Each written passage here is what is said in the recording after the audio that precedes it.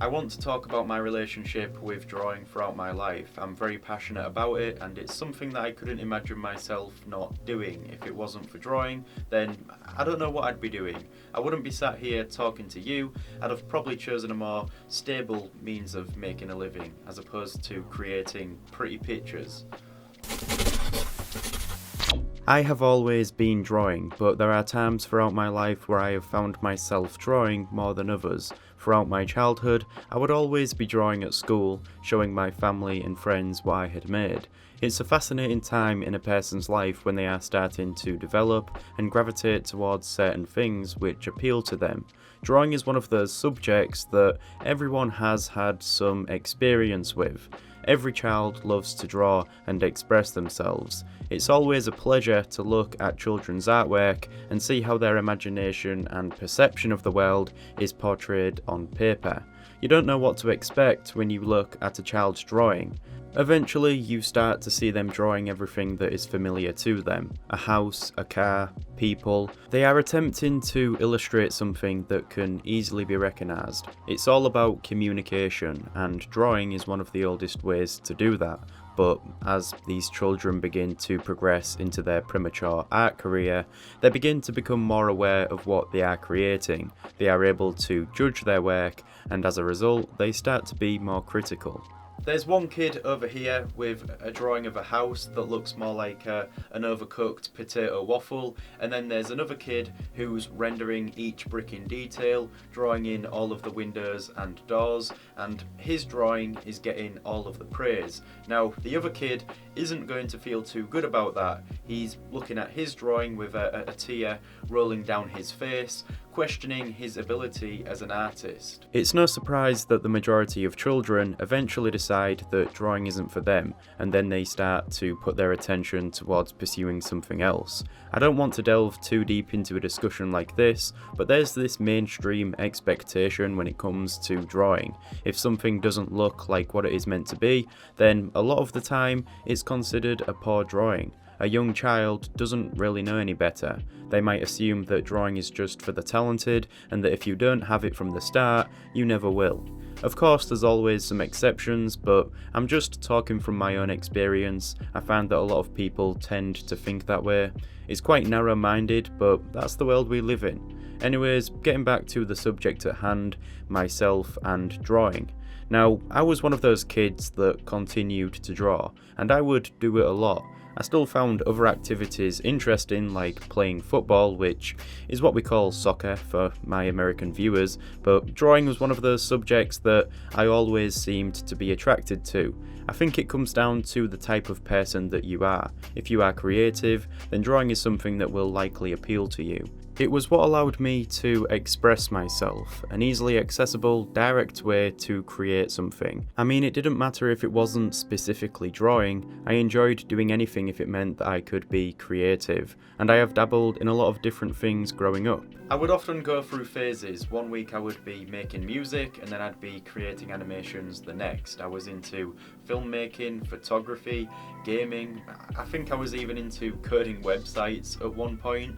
One thing that always remained though was drawing. I would always find myself going back to that. When I think about it, almost everything that appealed to me allowed me to be creative. And then when I think about what drawing was to me back then, it was something that I did just by default. I never really viewed it as something that I could pursue seriously.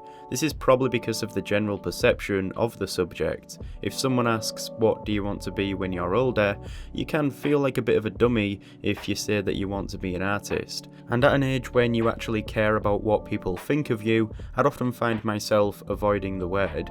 It's an important time in your life, growing up and going to school, because it's these experiences throughout your childhood which shape you into the person that you will be when you grow up. You only know what you know, and all I knew was that I enjoyed drawing, and it was a dream of mine to be able to somehow make a living doing it. But I was also misled into thinking that it was impractical, that drawing is a hobby and not a career. Some of you listening might have had a different experience. You might have been encouraged to pursue your art further. I think that is becoming a lot more accepted these days because there are many jobs involved in the arts, but I never really became aware of what I could do with this skill. other than become an artist and sell artwork. And if you only see it from that point of view, then you can understand why many people assume that drawing is not a reliable means of earning an income. I would often draw at school as well as when I was at home, but I never really had the incentive to make an effort to improve. I would say that in comparison to the other students, my drawings were above average, but they weren't amazing. In terms of my overall performance at school, I was pretty average in most subjects, and I'd say I was well behaved. I was only in trouble a few times at school for doing things that I still don't regret.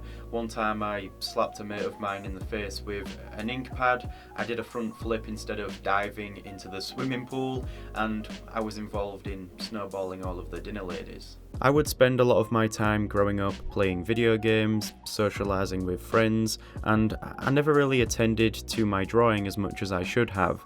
I mean, I did have a lot of fun growing up, and I'm glad that I had those experiences. Some of you watching might be surprised to hear me say that I didn't draw nearly as much through school as I did later on. On a side note, I was also obsessed with YouTube. I would always watch content on here and imagine how good it would be to make videos and have an audience. I saw it as a means to be creative in many ways, and it was definitely something that I was considering. It was towards the end of college when I started to place a lot of my attention on drawing. I was getting to that point in my life where I needed to make some important decisions. It seemed like most people around me knew what they wanted to do with their life, whereas I never really knew what I wanted to do. If someone was to tell me then that in a few years I would be making videos drawing on YouTube, then I wouldn't believe them. It's one of those outcomes which, again, is often considered impractical.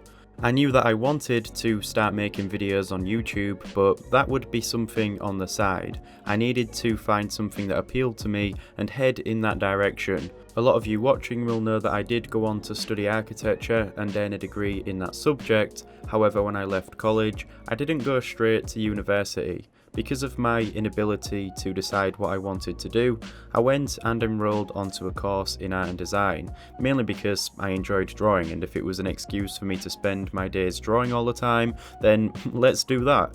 I didn't really give it much thought at that time. Eventually I found myself on this course, which mostly consisted of set projects which involved creating something which met the objectives. It's what you would expect on a course like this, and whilst a lot of these projects did allow me to draw, a lot of them would also require you to experiment in other areas involved in art. I was learning how to use Photoshop and using different mediums to create artwork. Whilst I did find some enjoyment in doing this, I would still go back to the pencil and paper. I would create pencil drawings when I was there, and I would also work on my own drawings when I was at home. I started to really enjoy the process, and I would research the subject online, learning as much as I could. I also invested in some how to draw books, many of which I discussed in the previous video, and I would teach myself a lot of the fundamental skills associated with drawing. I continued to complete this course that I was doing whilst working on my own time at home. I don't really like to start something and not finish it. I came to this realization that what I was doing on this course wasn't in line with my intention. I had posted some drawing videos on YouTube at this point, and I was a lot more aware of what I wanted to do, along with the artwork that I wanted to create. I still wasn't considering YouTube to be a viable option. I wanted to attend to it seriously, but it was something that I would work on in my own time whilst I pursued something that I considered to be more certain. After a lot of consideration, I eventually left that course and went on to study architecture. I started to put a lot of time and effort into what I was doing. It was architecture and YouTube, both of which involved drawing. I had made a lot of progress improving my drawing skills as I began my studies in architecture. I was very fortunate because I was able to take advantage of this when I approached a lot of the design projects on the course. Again, I would be drawing for hours each day at university, and then I would come home and continue drawing. I also benefited from my experience with Photoshop. My architecture work was a combination between traditional drawing and digital. If you are interested in seeing all of my architecture work, then I could always make a video on it, just let me know in the comments. I didn't really have much time for anything else over those 3 years on this course. Architecture is considered to be a very time-consuming subject, and there is a lot of work involved. Along with this, I was also attempting to produce a video each week for YouTube and build a channel on the platform. It was over the summer when I would get a chance to work on YouTube full time, and eventually I started to see some results with the content that I was creating. In my second year studying architecture, I started to make some money from the videos. My audience had grown substantially, and now I was under a lot more pressure to produce videos consistently. There is a phrase which comes to mind, burning the candle at both ends. I was really overworked because I wanted to perform well at university and on YouTube. I think I've discussed this before, but I somehow managed to keep on top of it and develop more of a routine for myself. I had taken on a lot of responsibility, and it's what allowed me to develop a work ethic that I am proud of. I'm not so hard on myself these days, I'm just doing what is necessary at my own pace. I find that I am actually more productive when I'm not tyrannising myself. In terms of drawing, I was fully immersed in the subject, and this was likely down to the fact that I was making videos surrounding it and I could finally see its potential. There's a lot more opportunity and ways to earn money from your art these days, and I am fortunate to have found a means of doing that for myself. I will always be drawing regardless because I find so much enjoyment in doing it. That's what really matters most to me, is whether you enjoy what you are doing. Here I am creating artwork each week and making videos on something that I am very passionate about. Drawing is something that brings people together, and those that are interested can learn from others. I do not know everything there is to know, and I will never get to that point because drawing is such a vast subject. I am just sharing what I learn whilst learning what I can. I have the ability to also be creative through these videos that I make. It doesn't just start and end with drawing itself. I have been experimenting with this new format recently, and I am sure that I will improve as a video creator over time. If you have an interest in something, then you will be more motivated to pursue it, and as a result you will improve more efficiently. I want to conclude this video by saying that drawing is more to me than just a hobby. It's been a practice which has provided me with purpose and reason. It's been an escape and a go-to when I get tired of all the other ongoings in life. It's allowed me to bring an audience together, and it's the reason why you are watching. You're not watching for me, or maybe some of you are, I don't know, but you're watching because it's drawing, and that's something that you are interested in as well.